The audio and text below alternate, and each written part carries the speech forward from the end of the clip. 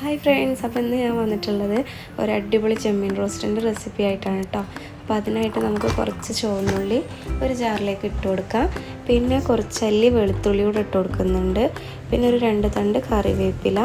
പിന്നെ ഞാൻ ഇട്ട് കൊടുക്കുന്ന ഒരു വലിയ തക്കാളിയാണ് കേട്ടോ. അത്യാവശ്യം വലിപ്പമുള്ളൊരു തക്കാളി എടുത്തിട്ടുള്ളത്.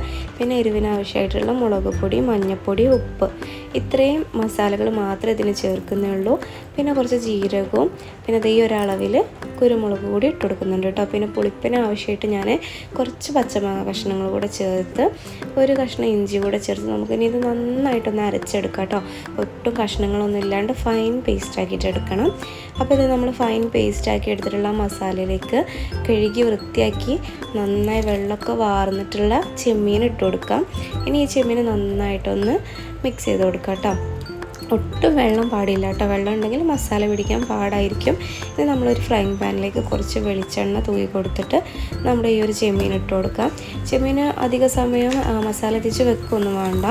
അപ്പോൾ അതെ ഫസ്റ്റ് നമ്മുടെ ഈ ഒരു ചെമ്മീൻ ഇത്ര ഒരു തിക്ക് ഗ്രേവി ആയിട്ടുള്ളൊരു ടെക്സ്ചറിലായിരിക്കും. പിന്നെ നമ്മളൊരു 20 മിനിറ്റൊക്കെ വെച്ച് വരട്ടിയെടുത്താൽ ഈ ഒരു പരുവത്തിൽ കിട്ടും കേട്ടോ.